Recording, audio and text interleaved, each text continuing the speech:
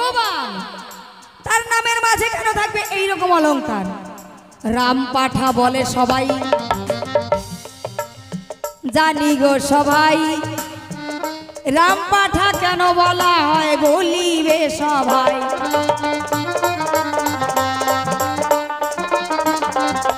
শুধু রাম পাঠা, শুধু রাম পাঠা না, আরো আছে।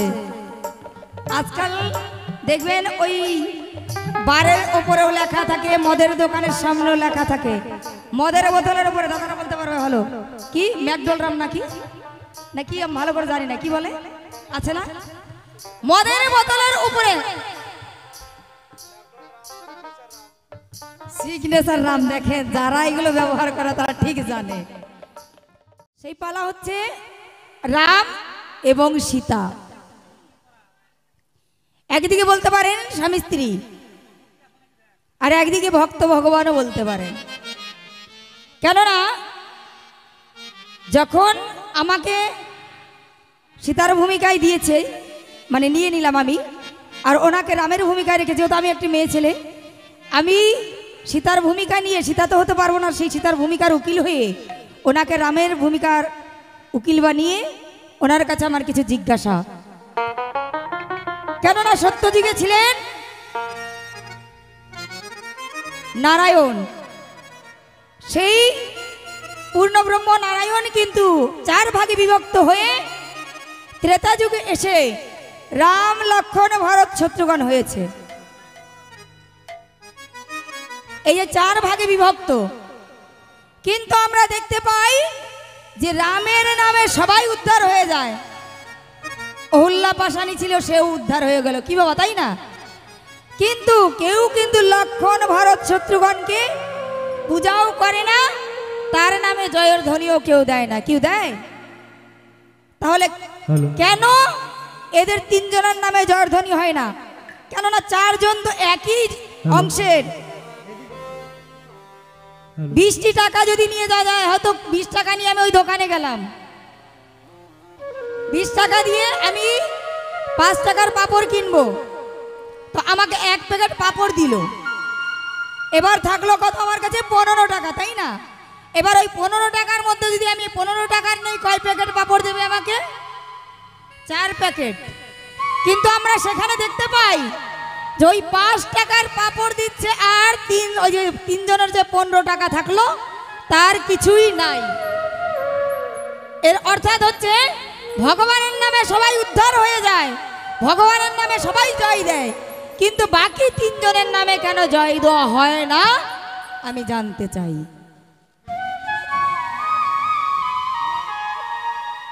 তো এই জায়গায় জিজ্ঞাসা, শুধু এই জায়গায় নয়, আরো আছে। এমন কিছু কিছু কথা আছে যা আমার মনের মধ্যে ঘুরছে, না বললেই ভালো লাগবে না। যেহেতু সীতার ভূমিকার উকিল হয়েছি, সে ভগবান, আমি জানতে চাই তার কাছে, যা আমার জানা নেই, যে তুমি তোমার পুজো পাচ্ছ আর 3 জন কেন পাচ্ছে না? তোমার জয়গান হচ্ছে, জয় শ্রীরাম সবাই বলে, তাই না? কিন্তু জয় লক্ষ্মণ কেন বলে না? জয় ভরত, জয় শত্রুঘ্ন কেন বলে না? আমি জানতে চাই।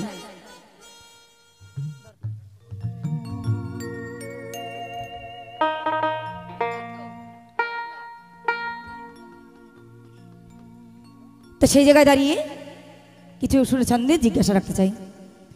জনক রাজার কন্যায় আমি, সীতা হয় মরে না,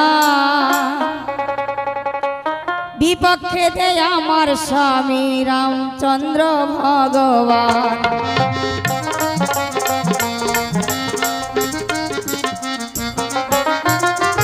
শোনো শোনো গো প্রভু, তোমারে জানা, তোমার কাছে কিছু কথা আমি জানতে চাই।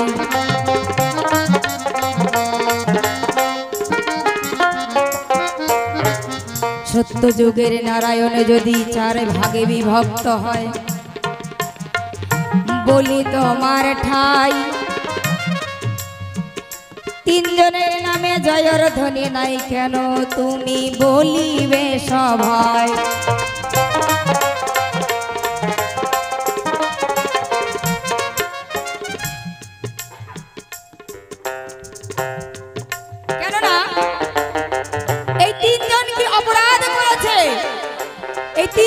কি পাপ আছে যে সেই পাপের জন্য তাদের নামে জয়ের ধ্বনি নেই? আর তুমি কি পুণ্য করেছো যে তোমার নামে সবাই উদ্ধার হয়ে যায়? অহল্যা পাষাণী ছিল, পাহাড় পাষাণ থেকে সে মানব রূপ পেল।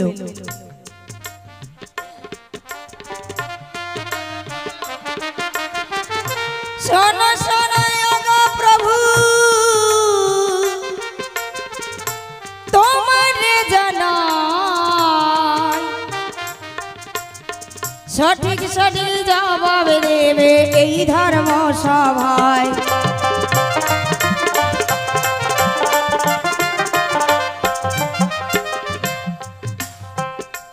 আমার প্রভু যখন বনবাসে যায়, আমরা সবাই জানি মাতা কৈকেয়ীর জন্য কিন্তু বনবাসী হয়েছে। তো যখন বনবাসে চলে যায়, কিন্তু তার কতদিন বনবাস হয়েছিল বাবা? রামের কতদিন বনবাস হয়েছিল? 14 বছর, তাই না? কিন্তু 14 বছরের কেন বনবাস হলো? 12 বছর হতে পারতো, 13 বছর হতে পারতো, 15 বছর হতে পারতো, 16 বছর হতে পারতো, আরো বেশিও হতে পারতো, কমও হতে পারতো, কিন্তু তা না। কেন? ওই 14 বছরেরই বনবাস তোমার হলো। আর তুমি বনবাসে গেলে, বনবাস হয়েছিল তোমার একার। আমি তোমার অর্ধাঙ্গিনী, আমি সুখ দুঃখের ভাগিনী, আমি তোমার সঙ্গে চলে গেছি, আমি মেনে নিয়েছি। কিন্তু লক্ষণ ভাইয়ের তো বনবাস ছিল না। ছিল কি বাবা? লক্ষণের কিন্তু বনবাস ছিল না। কিন্তু লক্ষণকে কেন তুমি বনবাসী করলে? সঠিক জবাব যাবে এই আসরে বলে।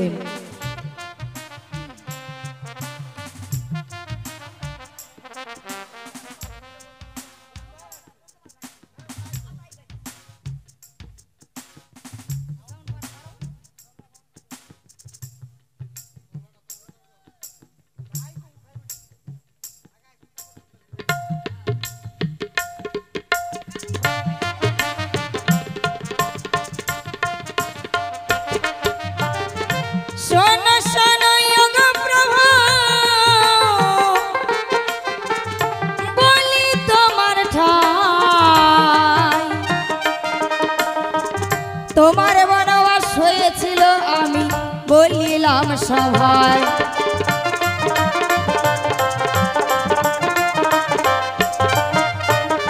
ভাই লক্ষণের বনবাস নাই, তার বনবাস হয় নাই। তুমি কেন তাকে সঙ্গে নিলে বলিবে সভায়?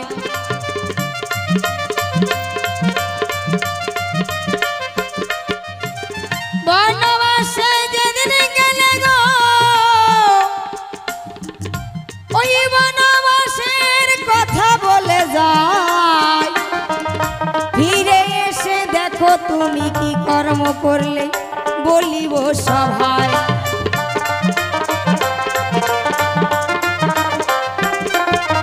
যে মাতার জন্য, কৈকেয়ী মাতার জন্য তুমি বনবাসী হলে, তুমি কি করলে? বনবাস থেকে ফিরে এসে সেই মাতা কৈকেয়ীকে, নিজের গর্ভধারিণী মাকে প্রণাম না করে সেই মাতা কৈকেয়ীকে প্রণাম করলে। আগে নিজের গর্ভধারিণী মাতা, আগে সে গর্ভে ধরেছে সেই দিকেও বড়, আর ওই 3 মাতার মধ্যেও বড়। কিন্তু তা ছেড়ে তুমি কেন ওই প্রথম মাতা ছেড়ে তুমি মাতা কৈকেয়ীকে প্রণাম করলে? শোনো শোনো গো প্রভু, বলি তোমার ঠাই। শাস্ত্রমতে জবাব দেবে তুমি ছাড়া ছাড়ি নাই।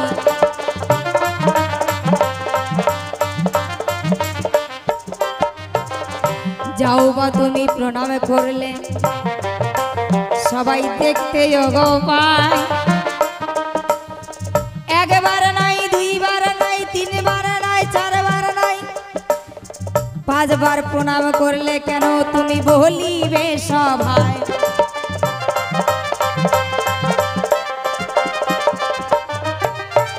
মাতা কৈকেয়ীকে প্রণাম করলো, কিন্তু কি করে জানেন? আমরা সবাই একবার হয়তো কাউকে প্রণাম করি, কি করলেন? একবার নয়, দুইবার নয়, তিনবার নয়, 5 বার প্রণাম করলো। আমি জানতে চাই যে এই যে 5 বার যে তুমি প্রণাম করলে, তুমি কি তাকে মন থেকে প্রণাম করলে না তিরস্কার করলে? আমি জানতে চাই কি জন্য তুমি 5 বার প্রণাম করলে, বলবে এই ধর্মসভায়। শোনো শোনো ওগো প্রভু, বলি তোমার ঠাই, 3টি জিজ্ঞাসা রইল তোমার এই ধর্মসভায়।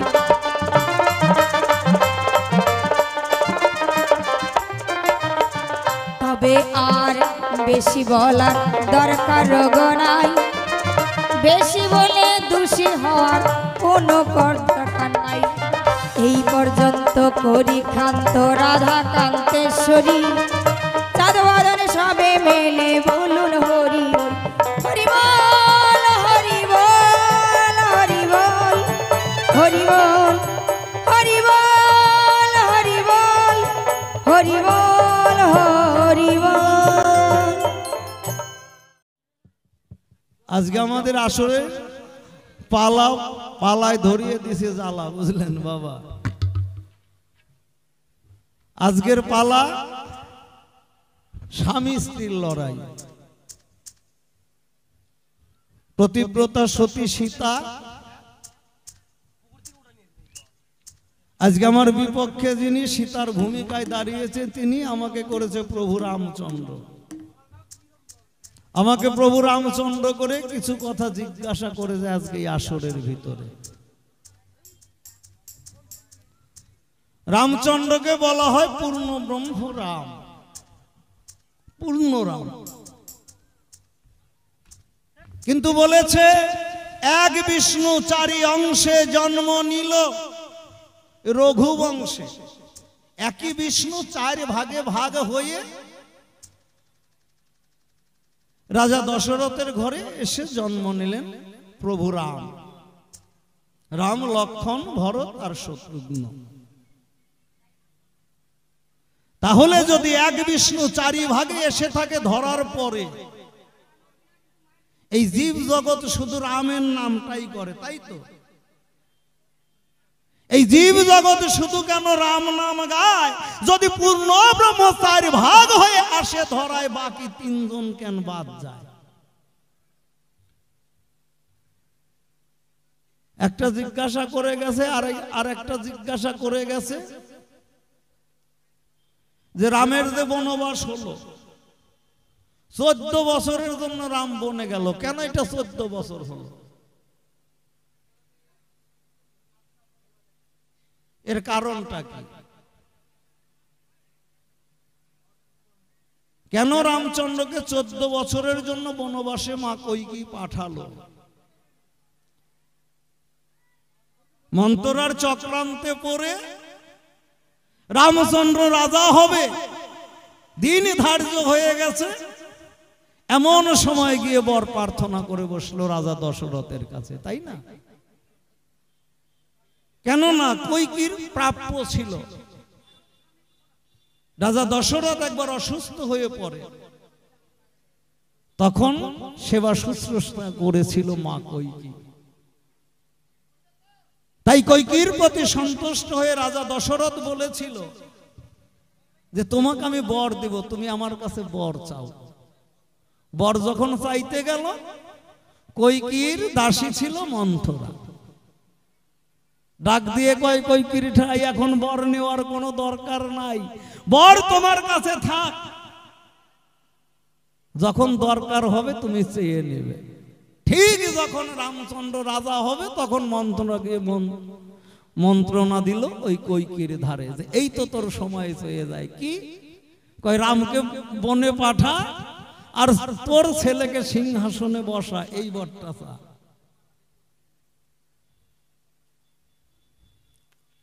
কিন্তু সেই বনবাসে 12 বছরেও তো পাঠাতে পারতো, 10 বছর পাঠাতে পারতো, 14 বছরের জন্য কেন বনে পাঠালো? এটার কারণ কি? আর কিছু জিজ্ঞাসা করেছে বাবা? আরো কিছু আছে? আর মাকে নাকি 5 বার রামচন্দ্র প্রণাম করে, এইটা নিয়েই সীতার মনে জ্বালা ধরে। আরে মাকে 5 বার কেন, 10 বারও তো করতে পারে নাকি? সন্তান মাকে প্রণাম করেছে, তা নিয়ে তোমার মনে জ্বালা ধরেছে, এটা তো ঠিক না।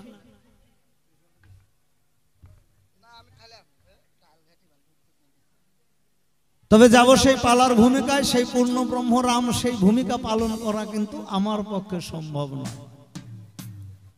তথাপি যখন দাঁড়িয়েছি কিছু বলতেই হবে এই ভক্তের বাজারে। এর মধ্যে আমার অসংখ্য ভুল ত্রুটি হবে।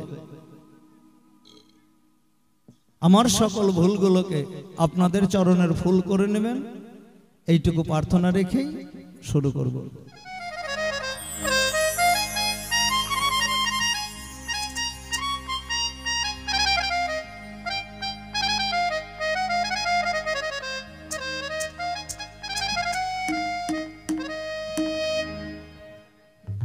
আমার মনে যাহারে চাই বন্ধুরে,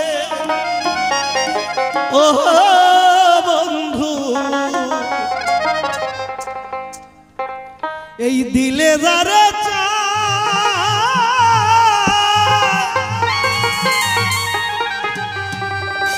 আমি তারে কি ভুলিতে পারি? ওই লোকেরই কথা রে,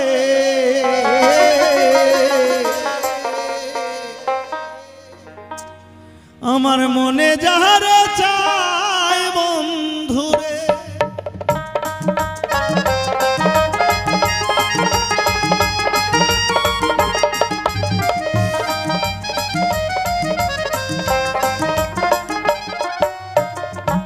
ভূমিকাতে হয় রামচন্দ্র, আসর মাঝারে বিপক্ষেতে আছে সীতা, বললাম ভক্তেরই বাজারে গো।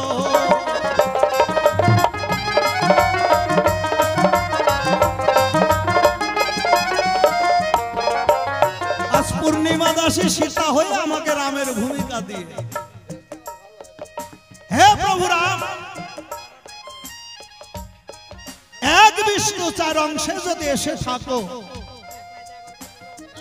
তাহলে শুধু তোমার নাম কেন সবাই গায়, বাকি 3 জন কেন বাদ যায়? শোনো শোনো শোনো গো সীতা, তোমারে জানাই সকলের নামে করে বটে, তুমি কিছু বুঝতে পারো না।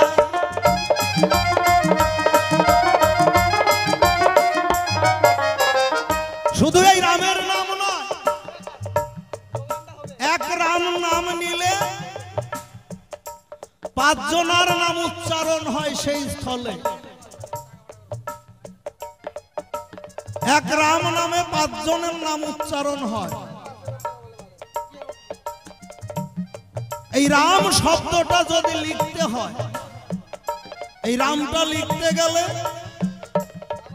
প্রথম একটা ত্রিভুজ আঁকতে হয়, তাই না বাবা? মহাজন বলেছে, ওরে ত্রিকোণ বেষ্টিতা সীতা, বলি তোমার ঠাই। একটা বল একে প্রথম, তাই তো বাবা? ওরে বয়ের নিচে বিন্দু দিল, ওটাই যে রাম হয়।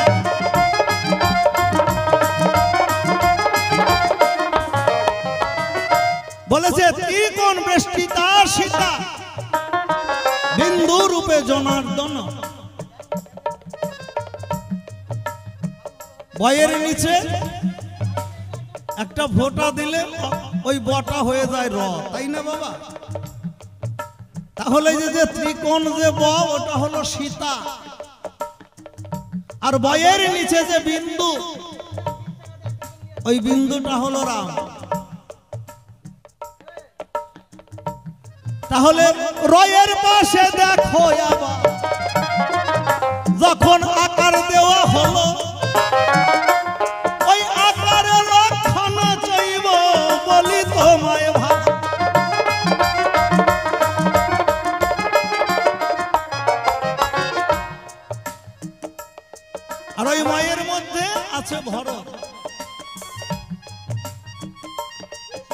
এইবার রাম লিখতে গেলে বৈশিন্দ্র আকার ম, তারপর একটা বিশেষ দিতে হয়, তাই না বাবা? রাম ত্রিকোণ বেষ্টিত সীতা বিন্দু রূপে জনার্দন, বলি তোমার ঠাই আকারে লক্ষণ চৈব, বলিলাম তোমার।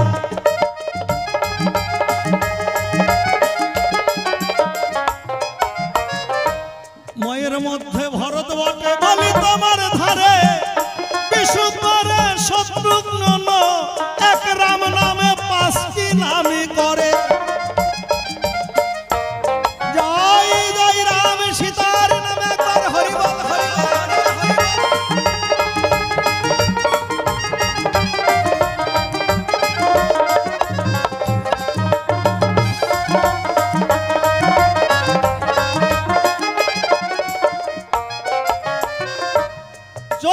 বছর কেন প্রভু রামে হইল বনবাস, তোমার কাছে সেই কথাই আমি করিব প্রকাশ।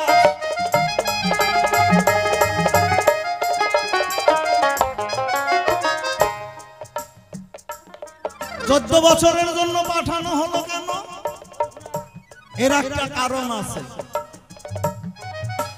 14 বছরের জন্য তো রামের বনবাস কইতে চেয়েছে,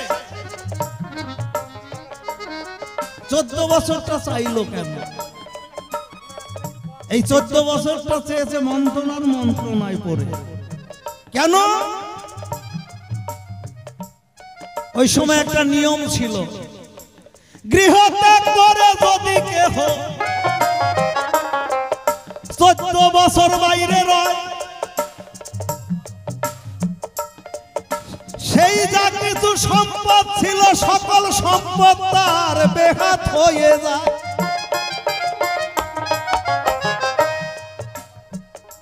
আইন কি? কেউ যদি সকল কিছু ছেড়ে দিয়ে 14 বছরের জন্য গৃহ ছেড়ে চলে যায়, 14 বছর পর যদি সে ফিরে আসে, তার মধ্যে তার কোনো অধিকার থাকে না। কই কি চিন্তা করলো, রামকে যদি আমি 14 বছরের জন্য বনবাসে পাঠাই, আর আমার ছেলে ভরতকে যদি আমি রাজা একবার করতে পারি, 14 বছর পরে রাম যদি ফিরেও আসে, ওই সিংহাসন আর পাবে না, ওটা আমার ভরতেরই থাকবে। এই কারণে কইকি মাতা চক্রান্ত করিয়া 14 বছরের জন্য রামকে দিল বনেতে পাঠাইয়া।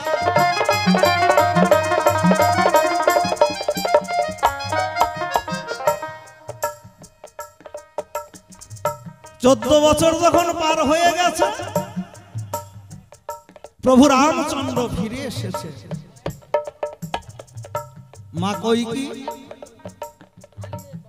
ঘরের দরজা বন্ধ করে নয়ন জলে বক্ষ ভাসাচ্ছে। আমি রামকে 14 বছরের জন্য বনবাসে পাঠিয়েছি, সকলকে আমি এই রাজ্যবাসীকে আমি রামহারা করেছি। আমি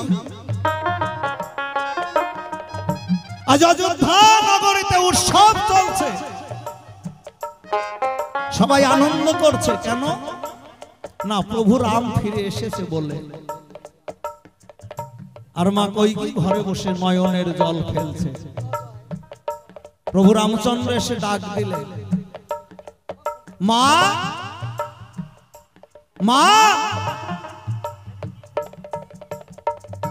দরজা খোলো, দেখো তোমার রাম ফিরে এসেছে। মা কইকি বলছে, ওরে রাম, এই মুখ আর আমি তোকে দেখাবো না, আমার কারণে তুই 14 বছর বনে বনে ঘুরেছিস, এই মুখ আর আমি তোকে দেখাবো না। ওরে রাম, আমার ছেলেকে রাজা করব বলে আমি তোকে বনে পাঠিয়েছি, তা নয় রে রাম। আমার শুধু মনে একটাই আশা ছিল, তুই আমার ছেলে হলি না কেন? আমি তো তোর বিমাতা। রামচন্দ্র বলছে তুমি আমার মা, দরজা খুলো। দরজা খুললো কইকি মাতা, গিয়ে মাকে প্রণাম করে হায়। কি কারণে করলো প্রণাম আমি বলি যে তোমার।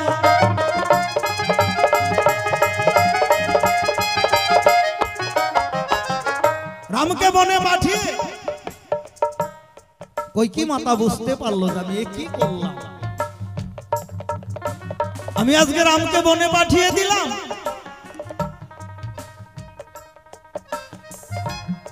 আমার রামের যেন কোনো ক্ষতি না হয়, আমার রাম যেন ভালো থাকে। রামের মঙ্গলের তরে কইকি মাতা মঙ্গল প্রদীপ জ্বালালো। 14 বছর রামের নামে মঙ্গল প্রদীপ কইকি জ্বালিয়ে রাখিল।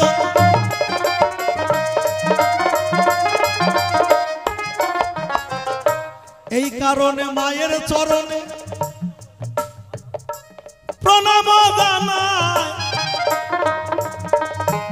শোনো শোনো কথায় আমি সীতা বলি আজ তোমার।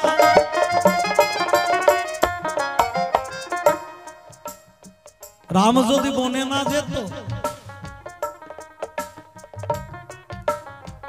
নারীর যে প্রতিভক্তি, নারীর প্রতিব্রতা কাকে বলে, এটাই এই জগৎ শিক্ষা পেত না। রামের সঙ্গে সীতা বনে গিয়ে তা দেখিয়েছে। ভাতৃপ্রেম, ভাতৃপ্রেম কেমন হয় এই জগৎ বুঝতে পারতো না। ভাই কাকে কয় সেটা রামচন্দ্র বনবাসে যাওয়ায় লক্ষণ এই জগৎকে দেখিয়েছে। রামের যদি বনবাস না হতো এই জগৎ এটা জানতে পারতো না। তাই তো মায়ের চরণে প্রভু রাম জানাই গো প্রণাম। ডাক দিয়ে কইকি মাকে বলে প্রভু রাম,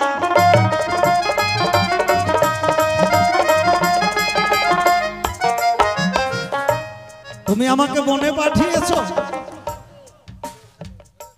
আর আমার জন্য তুমি মঙ্গল প্রদীপ জ্বালিয়েছো। আমি তোমার সন্তান হইনি বলে বিনা দোষে তুমি আমার মাকে কাঁদিয়েছো। তবে তোমারও মনের আশা পূর্ণ হবে মা। বলি তব ঠাই পুত্র রূপে পাবে আমায়, কিন্তু তোমার রাখার কায়দা নাই। তাই মাতৃ চরণে প্রভু রামচন্দ্র জানাই গো প্রণাম। শোনো শোনো সীতা এবার বলি যে এখন সীতার যাহা প্রশ্ন ছিল সংক্ষেপে কিছু বলা হলো। সীতার কাছে কিছু কথা জানবো এবার ভালো। পরে জনকনন্দিনী সীতা শুনিবারে পাই, কিন্তু জনক রাজা তো তোমার পিতা নয়, ইহা সত্য বটে। তোমার পিতার পরিচয় দিবে তুমি, আমি জানিবারে চাই। সঠিক সঠিক বলবে কথা, শুনিবে সবাই।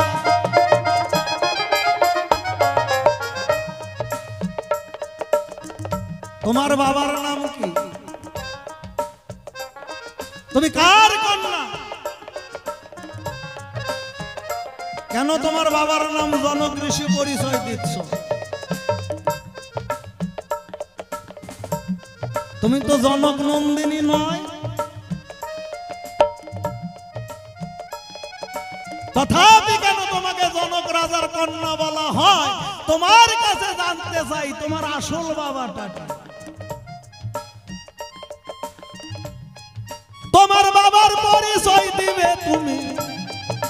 বলি তব ঠাই। এই যে যাহা কিছু ঘটলো কাণ্ড, এর জন্য তুমি কিন্তু দায়।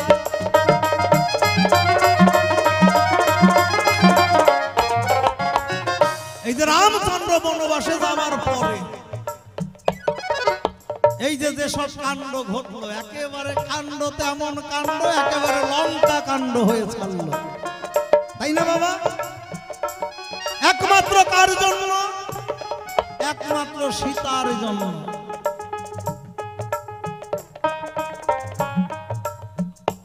পঞ্চবটি বনে কুটির নির্মাণ করে বসে আছে। এখন দেখে একটা সোনার হরিণ। সীতাও জানে যে আসলে ওটা হরিণ না, ওটা কোনো মায়া, এটা কিন্তু সীতার অজানা না। তথাপি ডাকিয়া কয় প্রভু রামে, প্রভু আমার কথা নিবে, ওই সোনার হরিণ ধরে তুমি আমায় এনে দিবে।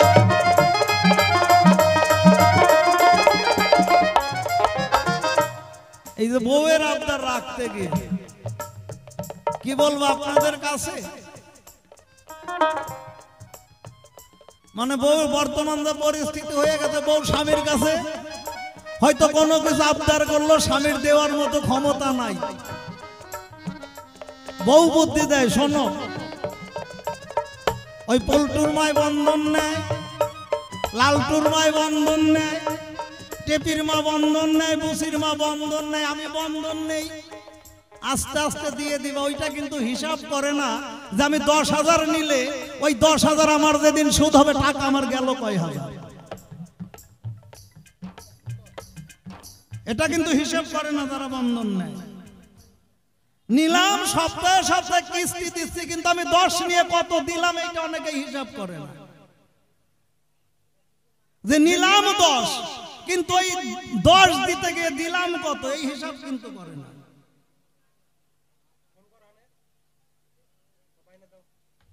তো ঠিক ওই রকম পরিস্থিতি সীতার। সীতা জানে যে ওটা আসলে হরিণ না, ওটা কোনো মায়া হবে।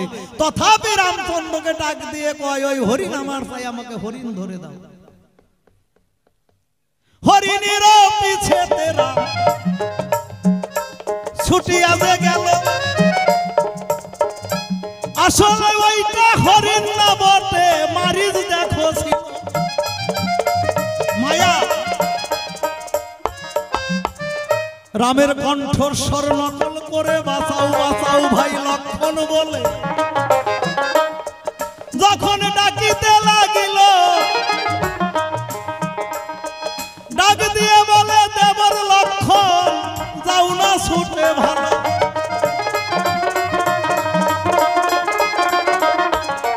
যাও, তোমার দাদা কোনো বিপদে পড়েছে। লক্ষণ বলছে মা, আমার দাদার কোনো বিপদ হতে পারে না। এবার সীতাও জানে যে ওটা রামের বিপদ হতে পারে না, তবু করে কত ছলনা, লক্ষণকে কত কটূক্তি করে লক্ষণকেও করে দিল কুটিরের বাইরে। ওরে লক্ষণ যখন গেল বনে, 3টা গন্ডি দিয়েছিল, রামের নামে, গুরুর নামে, আর রাজা দশরথের নামে গন্ডি যে কাটিল। বলল মা যা কিছু হয়ে যা, যতক্ষণ আমি দাদাকে নিয়ে ফিরে না আসবো কোন অবস্থাতেই তুমি যেন গন্ডির বাইরে যাবে না। আর এমন কোন শক্তি নাই এই গন্ডির ভিতরে এসে তোমার কোনো ক্ষতি করতে পারে। গন্ডি দিয়ে চলে গেল দেবর লক্ষণ, বলি তব ঠাই, যোগী বেশে এলো লঙ্কেশ্বর রাবণ।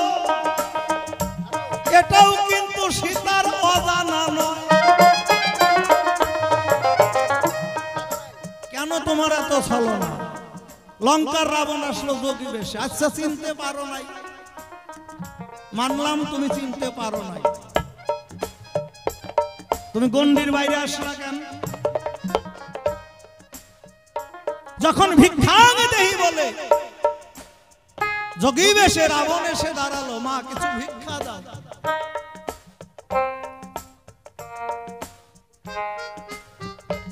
বললাম এই গণ্ডির বাইরে যেতে পারবো না।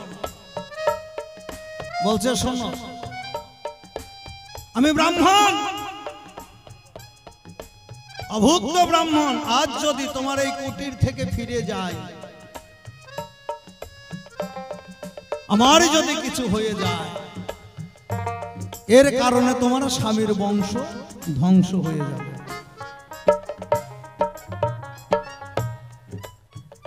দাও ভিক্ষা দাও, ভিক্ষা দাও।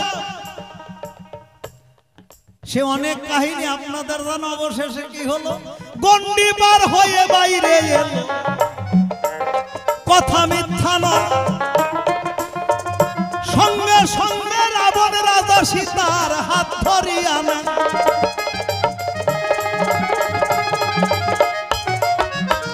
ওরে চুলের মুঠি ধরে রথে তুলে লঙ্কাপুরী নিয়ে গেল। তুমি কেন রাবণের সাথে গেলে সীতা? আগে তাই আমারে বলো। রাবণের ক্ষমতা নাই সীতাকে নিয়ে যায়, সীতা যদি না যায়। তাই তোমার কাছে আমার জিজ্ঞাসা, রাবণের সঙ্গে তোমার কি সম্পর্ক আছে? সবাই জানলো রাবণের রাজা তোমাকে নিয়ে গেল, কিন্তু আমি তো জানি যে রাবণের ক্ষমতা নাই তোমাকে নিয়ে যায়। তুমি তো ইচ্ছে করে না যাও। তাহলে তোমার কাছে আমার জিজ্ঞাসা রয়, কেন তুমি ওই গণ্ডি অতিক্রম করলে? আর রাবণের সঙ্গে কেন তুমি গেলে? রাবণের সঙ্গে তোমার কি সম্পর্ক রয়? অবশ্যই তুমি আজকে খুলে বলবে আমায়। আর ওই গণ্ডিটার কি হলো? গণ্ডিটা গেল কোথায়? এই যে লক্ষণ যে দিয়ে গেল, ওইটার হলোটা কি? যেহেতু তুমি লঙ্ঘন করেছো গণ্ডি, ওই গণ্ডির কি হলো?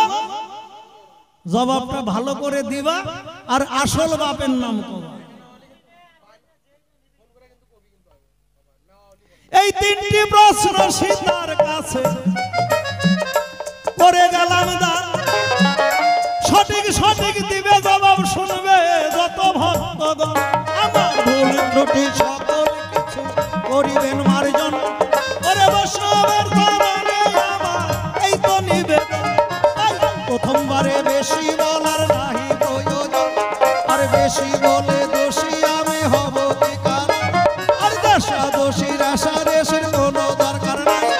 যাহা কিছু প্রশ্ন রইল জবাব যেন পাই। তাই প্রথমবারে এইখানেতে সমাপন করি। জয় জয় রাম সীতার নামে ভক্তগণে বলুন হরি হরি। জয় শ্রীরাম, জয় শ্রীরাম, জয় শ্রীরাম। এইরকম হচ্ছে ভগবান, তাই না?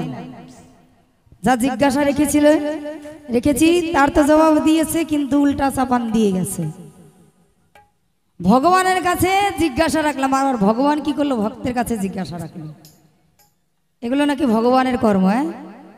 এবার যদি ভগবানকে বলি, ভগবান আমি বিপদে পড়ছি, উদ্ধার করো, ভগবান আবার যদি উল্টা এসে হাত পেতে বলে আমি আমাকে উদ্ধার করো, আমি বিপদে পড়েছি। ভগবানের অজান্তে কি কিছু আছে? যার কথা ছাড়া একটি গাছের পাতা ঝরে পড়ে না, তার অজান্তে কি আছে গো মা? সব জেনে শুনেও জিজ্ঞাসা রেখেছে, তো উল্টা আমাকে জিজ্ঞাসা করছে।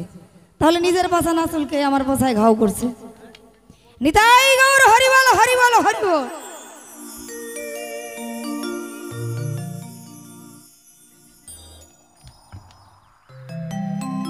তো জিজ্ঞাসা রেখেছেন আমার পিতার নাম কি? আমি আগেই তো বলেছি, কিন্তু তুমি এটা বলতে পারো যে মাতা পিতার নাম কি, কিংবা তুমি কিভাবে তোমার জন্ম হলো, এটা বলতে পারো। পিতার নাম কি কেমন ধরনের প্রশ্ন বলেন তো? আমি তো আগেই বলে গেলাম জনক রাজার কন্যা আমি। কিন্তু উনি আবার জিজ্ঞাসা করলো তোমার পিতার নাম কি? যা জিজ্ঞাসা রেখেছে অবশ্যই সমাধান দেব। কিন্তু আমি এত আশা করে বুক ভরা বাসনা নিয়ে সেই রামচন্দ্র ভগবানকে বিয়ে করেছিলাম যে তার ঘরে গিয়ে সুখী হব। কিন্তু আমি গিয়ে কি দেখলাম যে বিয়ের পরে আমি তার ঘরে যাওয়ার পরেই তার বনবাস। যার স্বামী থাকবে ঘরে সে সুখী, তাই না? স্বামী যদি বনবাসে থাকে তাহলে আমি ওই রাজরানী হয়ে সিংহাসনে বসে আমার সুখ থাকবে? স্বামী কাছে না থাকলে সুখ থাকবে মা? তো আমি সেই দুঃখ, সারা জীবনের দুঃখ নিয়ে সেই ঘর থেকে বনবাসী হতে হলো। আমার মনের আশা মনেই রয়ে গেল। আমার যে এই পোড়া মন, সেই পোড়া মন কিন্তু আর ভালো হলো না। সেই জায়গায় দাঁড়িয়ে একটি গান, শোনো শোনো গো প্রভু তোমারে জানাই, তুমি যাহা জিজ্ঞাসা করলে এই ধর্ম সভায়,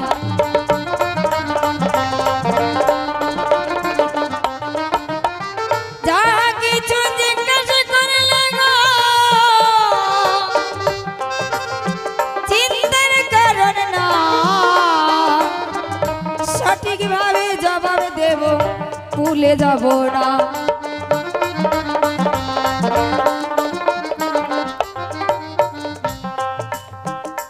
আমার পিতা নামটি কি গো? আমি বলবো এ সহায়। দ্বিতীয় জিজ্ঞাসা করলে তুমি এ ধর্ম সভায়,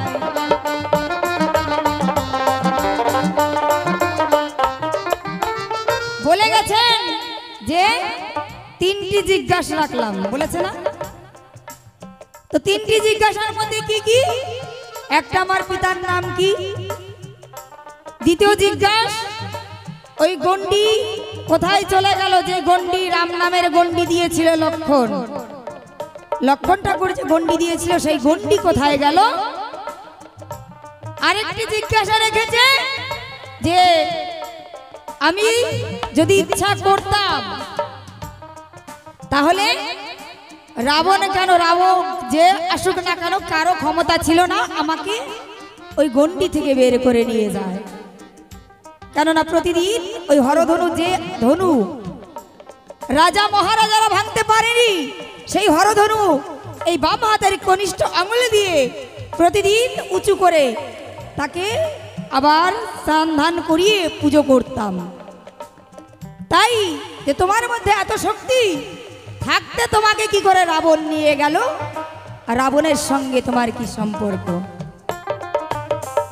তুমি যাহা জিজ্ঞাসা করলে চিন্তার কারণ নাই, এক এক করে ধরে ধরে জবাব দিতে চাই।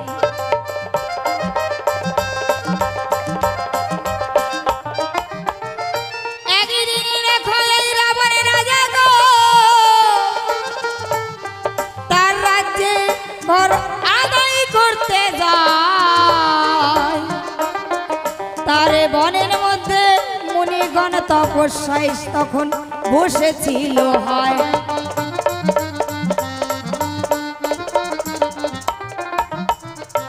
ওই রাবণ রাজার বন ছিল, সেই বনের মধ্যে সকল মুনিরা কিন্তু তপস্যা করত। এবার সেখানে তপস্যা করতে করতে এমন সময় সকলের কাছ থেকে কর নিয়ে বেড়াতো ওই রাবণ রাজা দশানন। এবার যখন ওই মুনিদের কাছে কর চাইল, কর চাওয়ার সঙ্গে সঙ্গে তখন কিন্তু মুনিরা বলছে, দশানন রাজন, আমরা তো এই জায়গায় ভিক্ষা করে খাই, আমাদের কিন্তু কিছু নাই, ওই ফলমূল যা পাই তাই আমরা সেবা করি, আমাদের কাছে কর দেওয়ার মতো কিছু নেই।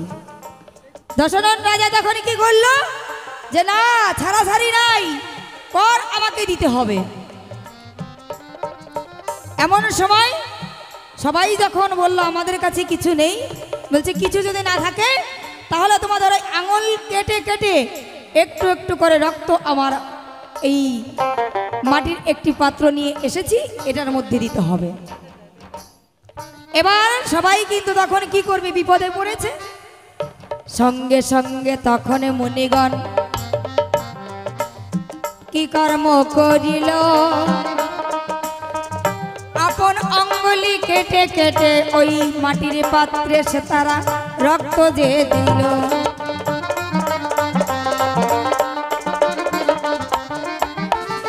সকলেই রক্ত ওই মাটির হাড়িতে গো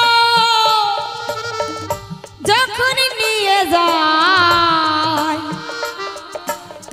সকলে রানী বসে আছে সারি সারি, বলি যে তোমায়।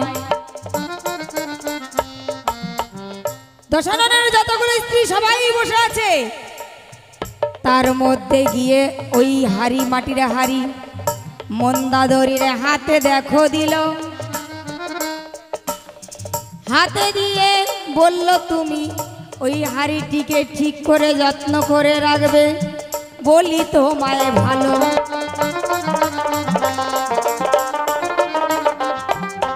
ওই রক্তর হাড়ি কিন্তু জানে না তারা, মুখটা সুন্দর করে বাঁধা। তারা কিন্তু যখন দেয় মন্দাদরির হাতে দিল, মন্দাদরি কি করছে, নিয়ে ঘরে রেখে দিয়েছে সুন্দর করে যত্ন করে। কিন্তু বারবার জিজ্ঞাসা করছে মহারাজকে, বলছে মহারাজ এই মাটির পাত্রের মধ্যে এত সুন্দর করে বেঁধে রেখেছেন, কি আছে? বারবার জিজ্ঞাসা করার পরেও কিন্তু মন্দাদরিকে বলছে না। একবার, দুইবার, তিনবার এইরকম করতে করতে যখন বিরক্ত হয়ে গেছে, আবার যখন জিজ্ঞাসা করেছে মহারাজ বলুন আমার কাছে হাড়িটি দিলেন, ওই হাড়ির মধ্যে কি? ওই মহারাজ রাগ করে বলছে ওই হাড়ির মধ্যে বিষ, ওই বিষ কিন্তু খুলবে না, হাড়ির মধ্যে বিষ আছে। বিষের কথা শুনে তখন মন্দাদরি রেখে দিল হয়, রেখে দেওয়ার পরে কিছুদিন সময় চলে যায়।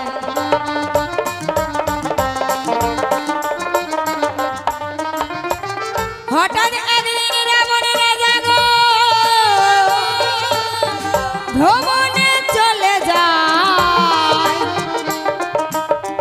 ভ্রমণে চলে যাবার পরে কি ঘটনা ঘটে বলিব সভায়।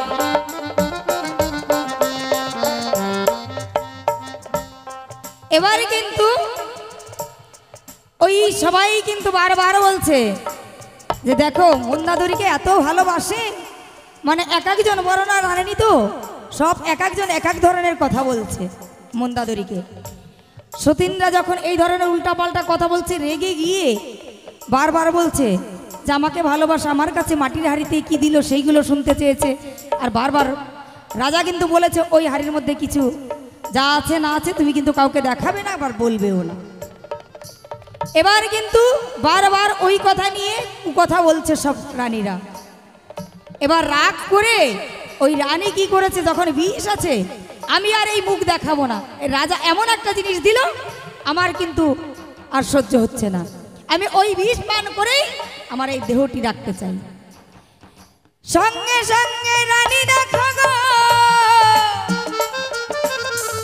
কি কর্ম করিল, ওই মাটির হাড়ির বিষ তখন পান করিয়া নিল।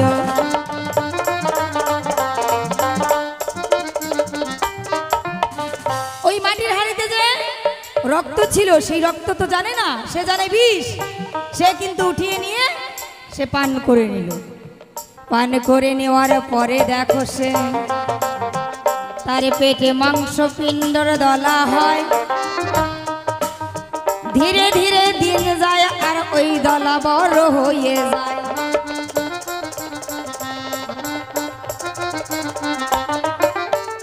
সকলে রানী তখন দেখো বলে তারে হায়, রাজা বাড়িতে নাই রানীর কি অবস্থায় গো দেখে যা তোরা।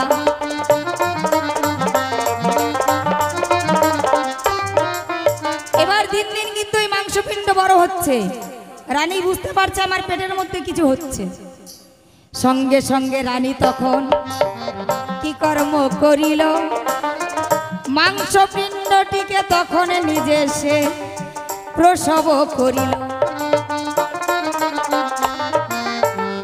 প্রসব করে আবার একটি মাটির হাড়িতে ভরে গো গঙ্গায় ভাসিয়ে ভাসিয়ে দিয়ে সে ঘরে ফিরে এলো। বলিলাম সভায় ভাসতে ভাসতে তখন দেখো ওই মাটির হাড়ি এক নদীর চরে মিশে যায়। ঢের ওপরে ওই বালুর চর পড়ে গেছে ওই মাটির ওপরে হাড়ির ওপরে। বলিলাম সভায় মানে ওই জলের ঢেড়ে প্রথমে তো কিনারায় লেগেছিল, এবার ওই জলের ঢে বালুগুলো এসে এসে কিন্তু ওই হাড়িটা কিন্তু ঢেকে গেছে। তো একদিন তখন কি করছে ওইখান থেকে জনক রাজা, তখন সে কিন্তু একদিন তার ওই জমির মধ্যে যখন ওই নদীর পাড়ে ঘুরতে গিয়েছে, ঘুরতে ঘুরতে যখন গেল গিয়ে ওই বালুর ওপরে দাঁড়িয়েছে, হঠাৎ করে দেখছে ওপর দিয়ে একদম সুন্দরী উর্বশী উড়ে চলে যাচ্ছে, দেখতে খুব সুন্দর। তখন দেখো জনক রাজা কি কর্ম করিল, উর্বশীর রূপ দেখে সে যে পাগল হইল।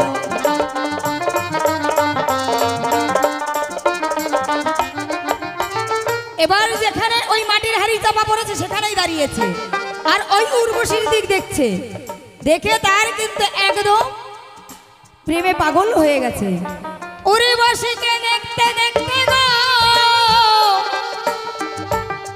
তার ব্রহ্ম শক্তি খলিত যে হয়, খলিত হয়ে পড়লো মাটির হাড়ির ওপরে। বলিলাম সভায়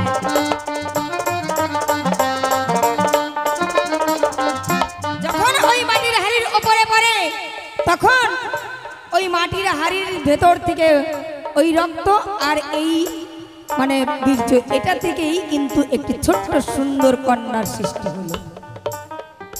সঙ্গে সঙ্গে হাড়ি ফেটে যখন ওই কন্যা বের হলো, এমন সময় ওই জনক রাজা কিন্তু সঙ্গে সঙ্গে দেখে তার কিন্তু সন্তান নেই, সে কিন্তু খুশিতে তার বক্ষে জড়িয়ে ধরল। কোলে লয়ে তখন রাজা ঘরে ফিরে যায়। ঘরে ফিরে গিয়ে তারা তার স্ত্রীকে বলিল হে ভাই যে এই কিন্তু আজকে থেকে আমাদের কন্যা, সবাই জানবে যে আমাদের মেয়ে। এই তো তোমার কথার যাওয়া কথাই মিটে গেল, দ্বিতীয় জিজ্ঞাসা প্রকাশ করব এই সভাতে ভালো। কিন্তু তার আগে সারাসারি নাই, ভগবান তুমি আছো কোথায়? তুমি খালি আমাকে জিজ্ঞাসা করো আমি তোমাকে ছেড়ে দেব না। এই আসরে যখন আসি আমি দেখতে পাই একটি পাঠা টানতে টানতে ওই দিক নিয়ে যায়।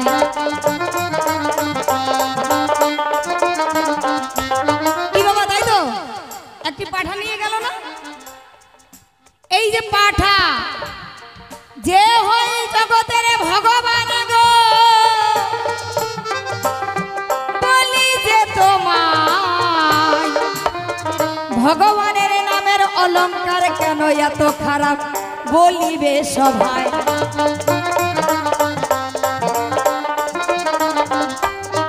যে ভগবান তার নামের মাঝে কেন থাকবে এইরকম অলংকার? রাম পাঠা বলে সবাই জানি গো সবাই, রাম পাঠা কেন বলা হয় বলিবে সবাই।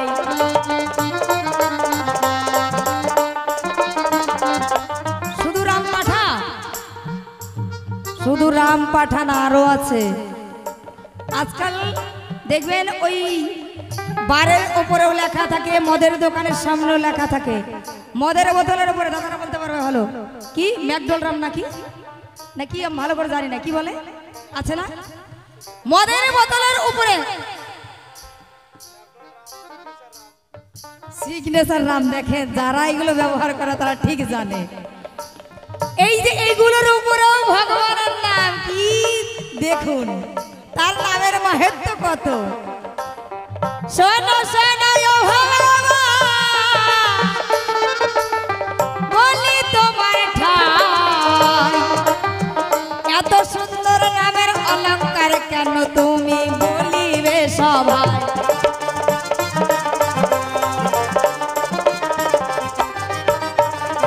এই একটা জিজ্ঞাসা করলাম আমি এই ধর্ম সভায়,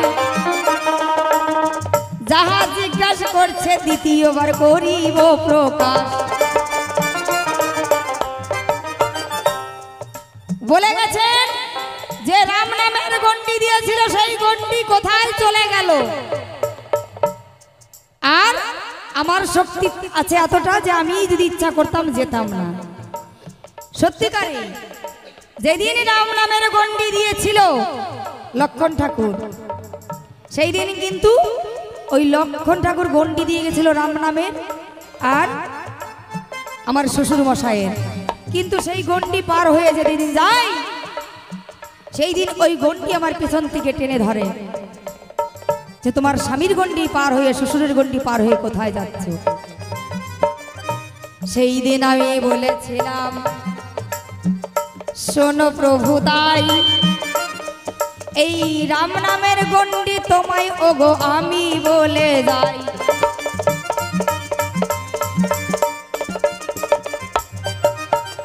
দাপর যুগে যখন আমি রাধা রানী হব, কৃষ্ণ আর রাধা রানীর মাঝে যে মানে আয়ান আর রাধারানীর মাঝে যেদিন ফুলসজ্জা হয়েছিল, সেদিন মাঝখান দিয়ে একটা কিন্তু রাম নামের গন্ডির মতো নদী হয়ে গেছিল। ওই গন্ডি সেদিন সেইখানে গিয়ে তুমি হবে উপনীত, সেই কথাটা গিয়া সরে বলি অবিরত।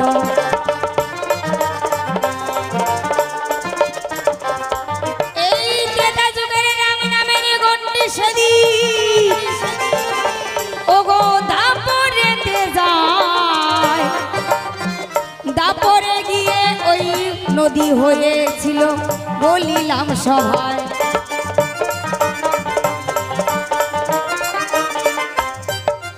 একটা করে জবাব দিব, একটা করে প্রশ্ন করব, সারাসারি না। কেননা এই জগতে দেখবেন সবাই যদি একটু কাজে ভুল করে তাহলে কি বলে গো, হাই বোকারা, কি বলে না, ওই হাদারাম রে তুই এত বোকার মতো কাজ করছিস কেন বোকারাম, কি বলে না মা। তাহলে তোমার নামের পিছনে বোকারাম হাদারাম কেন বলা হয়, তোমার নামের এত অলংকার কেন। আর আরেকটা জিজ্ঞাসা রেখেছে শক্তির কথাটা, সেই তৃতীয় জবাবে দেব আমি এই ধর্ম সভায়। যখন আমি কুমারী অবস্থায় ছিলাম বাবার ঘরে, আমি সেইখানেতে যাই।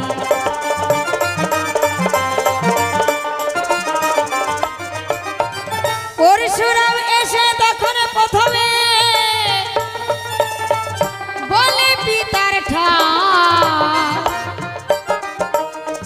আমি সীতাকে বিয়ে করব বলি যে তোমায়। কিন্তু আমার পিতা বলেছিল যে আমার সীতা ছোট, আমার সীতাকে এখন বিয়ে দেব না। পরশুরাম তখন বলে, বলি রাজনের ঠাই, তবে আমি তপস্যায় যাচ্ছি, যতদিন তপস্যার থেকে নাই আসা পর্যন্ত আমি সীতাকে বিয়ে করব বলে বলি বিয়ে দেবে না। আমি যতদিন না আসবো ততদিন বিয়ে দেবে না। বলছে এখন তুমি কতদিন তপস্যায় থাকবে, আমি কেমন করে বলবো। ওই পরশুরামের কাছে তখন হরধনু ছিল,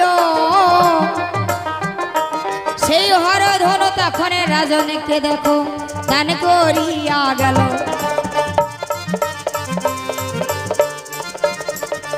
বললো ঠিক আছে, এই যে আমি হরধনু দিয়ে গেলাম, এই হরধনুতে যদি কেউ গুণ পড়াতে পারে তুমি তার সঙ্গে দেবে বিয়ে, আর যদি না পড়ে তাহলে কিন্তু আমার সঙ্গেই বিয়ে দিতে হবে। রাজন তখন বলে ওগো ঠিক আছে পরশুরাম, তোমায় আমি এই সময়ে কথা যে দিলাম। পরশুরাম তখন ওইখানে থেকে তপস্যায় চলে যায়। এমন সময় ধীরে ধীরে সীতা তখন বড় হইয়া যায়। ধীরে ধীরে যখন বড় হচ্ছে, এবার কিন্তু সবাই ওই সীতার দিকে নজর, এত সুন্দর দেখতে। সঙ্গে সঙ্গে এ আসে ও আসে যে মেয়েটি খুব সুন্দর দেখতে। একদিন কি করলো, রাজা কিন্তু পণ রাখলো যে এই হরধনুতে গুণ পড়াতে পারবে তার সঙ্গে আমার মেয়ের বিয়ে দেব। এবার যে আসে সেই কিন্তু ঘুরে যায়, কেউ আর কিন্তু গুণ পড়াতে পারে না। তখন আমি সীতা কি করলাম, বলি তোমার ঠাই পাশেই ছিল শিবের মন্দির, গেলাম যে সে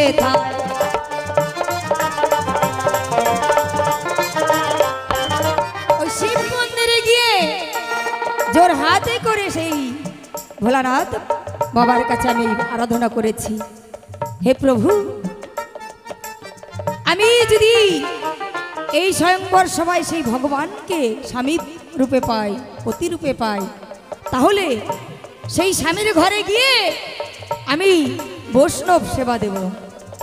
বৈষ্ণব সেবার কথা বলে সে ঘরে ফিরে এলো। ঘরে ফিরে এসে স্বয়ংবর সবাই সে উপনীত হলো। সেখানে গিয়ে সবাই কিন্তু এক এক করে গুণ পড়ানোর চেষ্টা করছে, কিন্তু পারছে না। রামচন্দ্র ভগবানে দেখো কি কর্ম করিল, ওই হরধনুতে গুণ পড়াতে গিয়ে সে হরধনু ভঙ্গ করে দিল। জয় জয় রামচন্দ্র প্রেমানন্দ, হরি বল হরি বল হরি বল। তখন কি করলো, সবাই কিন্তু তাকে রামচন্দ্রের সঙ্গে বিয়ে দিল। বিয়ে দেওয়ার পরে সে শ্বশুর ঘরে যায়, গিয়ে সে ডেকে ডেকে কয় প্রভুরে বলি যে তোমায়, এসো এসো এসো প্রভু বলি তোমার ঠাই, তোমার কাছে আমার মিনতি রহিল এই জায়গায়।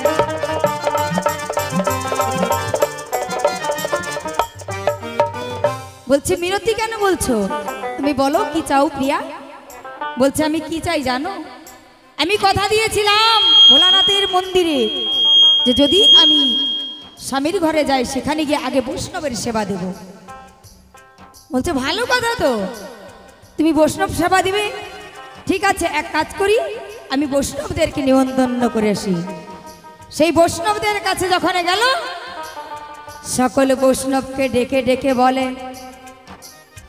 শোনো বৈষ্ণব তোমাদের ঠাই, আমার বাড়িতে বৈষ্ণব সেবা দেব, তোমাদের নিমন্ত্রণ জানাই।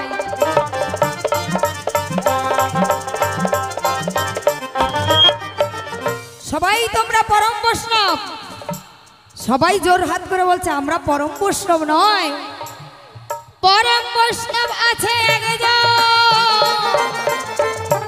দশাননে রাজা সেজে হয়, রাবণ রাজা পরম বৈষ্ণব বলি যে তোমার।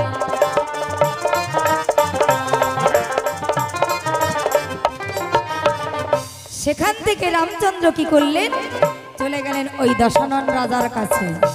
রাজাকে বলছে রাজন আপনি মহাবৈষ্ণব, আমার বাড়িতে বৈষ্ণব সেবা দেব, আপনার নিমন্ত্রণ লইল।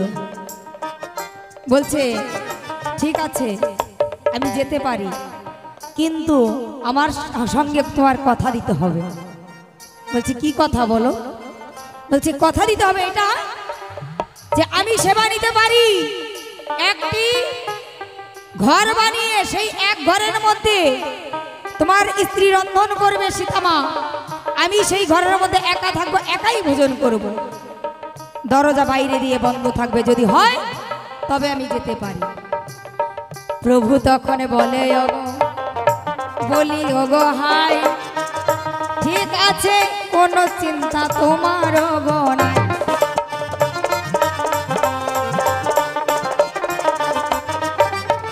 সঙ্গে সঙ্গে ঘরে গিয়ে আয়োজন করে বৈষ্ণব সেবা দিবে বলে সকলের তরে। সকল আয়োজন করেছে।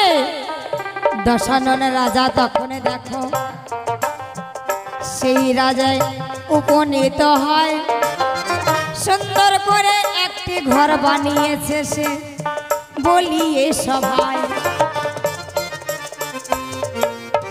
সেই ঘরের মধ্যে সীতা আর রাবণ রাজা যখন ঢুকে যায়, বাইরে দিয়ে দরজাটা বন্ধ করে দেয়।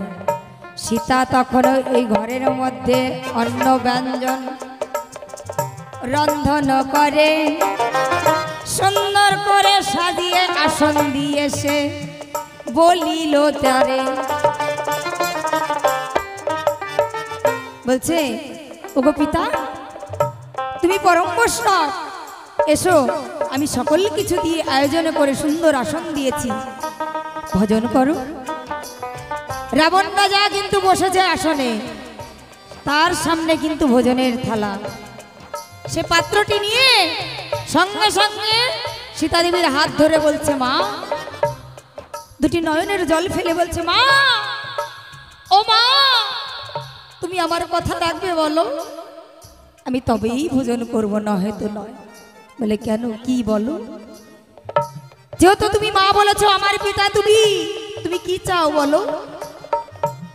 বলছে আমি অভিশপ্ত, এই রাক্ষস বংশ অভিশপ্ত, এই রাক্ষস বংশ যতদিন ওই রামের হাতে নিধন না হবে ততদিন যে উদ্ধার হব না আমরা। তুমি পারবে?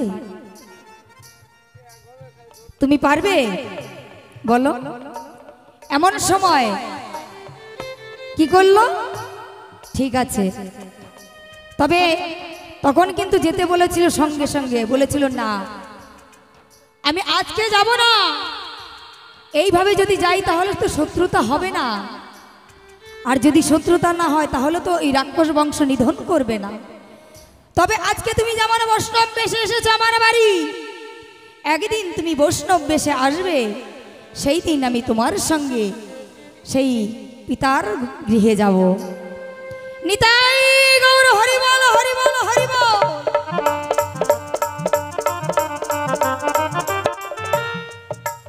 সেই দিন কথা দিয়েছিল বলে সেই বৈষ্ণব যখন বেশে এসেছিল সীতাকে চুরি করার জন্য, সে চুরি করেনি। আমি যদি ইচ্ছা করতাম তাহলে যেতাম না, ও নিতেও পারতো না। আমি ইচ্ছা করে সেই দিনে গিয়েছিলাম পিতার সঙ্গে, বলি তোমার ঠাই, আমার পিতা চুল ধরে আমাকে ওই রথে তোলে নাই, বলিলাম তোমায়।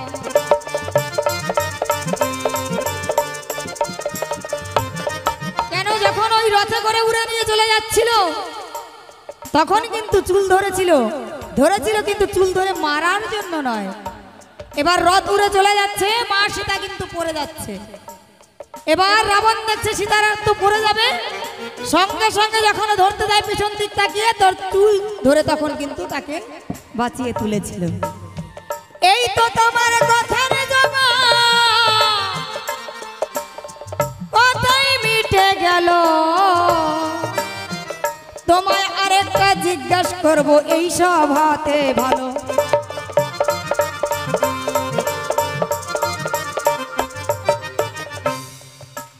সময়ও বেশি নাই, এই পর্যন্তই থাক নাকি? এই একটা জিজ্ঞাসাই থাক, কেননা সময় যদি থাকে আসি তো আমি আসলে চিন্তার কারণ নাই।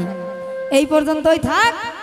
আসছেন আমার সেই প্রভু, দেখা যাক সে কোন দিকে কোন পথে যায়, আবার চেষ্টা করব তার পিছে যাওয়ার। জয় গুরু। তো যা জিজ্ঞাসা করে গেছে উত্তরটা দিয়ে একটি গান গেয়েই এবছরের মতো আপনাদের কাছ থেকে বিদায় নেব। প্রভু রামচন্দ্রকে কেন হেদারাম বোকারাম কয়?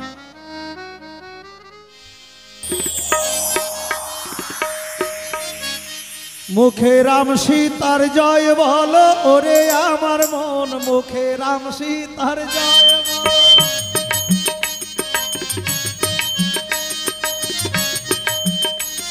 ওরে রাবণ বধ করিল রাম, কথা মিথ্যা নয়।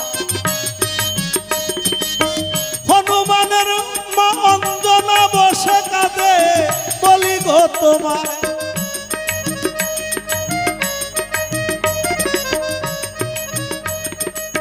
পুত্র শোকে অন্ধ হয় অঞ্জনা, বলি ভক্তের ঠাই। হনুমান ভাবে মায়ের সনে দেখা করে যায়। রামচন্দ্র সঙ্গে লইয়া মায়ের কাছে গেল, মাকে গিয়ে হনুমান প্রণাম করিল। মা অঞ্জনা তো অন্ধ হয়ে গেছে, তাই যখনই হনুমান গিয়ে মাকে প্রণাম করেছে, মা গায়ে হাত বুলিয়ে দিচ্ছে। যখনই হনুমানের গায়ে হাত বুলাচ্ছে, ওই যে যুদ্ধ হয়েছে বানের আঘাত, ক্ষত বিক্ষত হয়ে গেছে হনুমানের শরীর। মা অঞ্জনা বলছে, হনুমান হনুমান তোর গায়ে এরকম ক্ষত বিক্ষত কেন? বলছে, মা যুদ্ধে গিয়ে বানের আঘাতে এটা হয়েছে। বলছে, হনুমান তোর প্রভুকে রাম ও একটা হেদা রাম, ও একটা বোকা রাম, একেবারে বোকা রাম। হনুমান বলছে, মা তুমি আমার প্রভুকে তুমি বোকা বললে, প্রভু রামচন্দ্রকে তুমি বোকা বললে। বলছে, শোন তুই তো রামের ভক্ত, শুধু রাম বোকা নয় তুইও বোকা।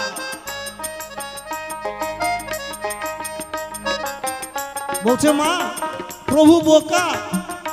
বলছে, তোর প্রভু বোকা নয়, যার চরণ স্পর্শে পাষাণী মানবী হতে পারে।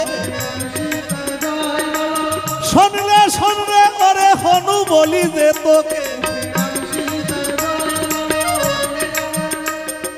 যদি কৃপা করে রামচন্দ্র তোর গায়ে হাত বুলাইয়ে দেয়,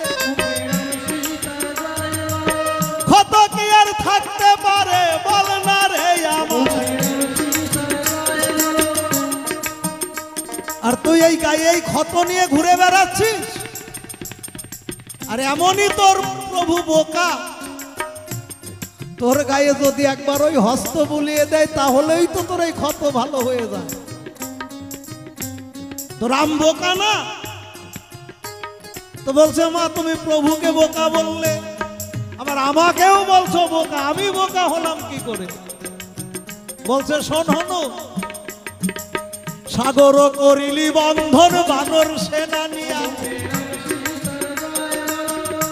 বলতো তুই কত যোজন হতে পারিস বল না রে খুলিয়া।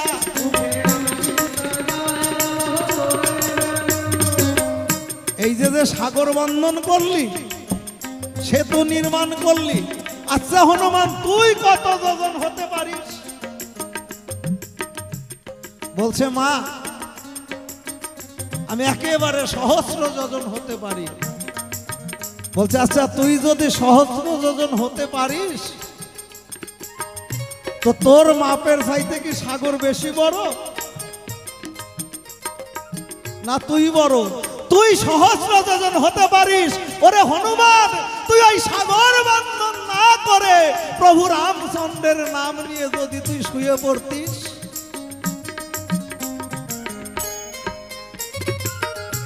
তোর বক্ষের উপর দিয়া প্রভু রাম পার হইয়া যেত। প্রভুর চরণ ধুলি ওরে হনু তোর বক্ষেতে লাগিত। আজ তুই হনুমান এসেছিস, সেই চরণ ধুলি আজকে নিতাম অঙ্গেতে মাখাইয়া। তাই তুইও বোকা, তোর প্রভু রাম বোকা, তোরে গেলাম যে বলিয়া।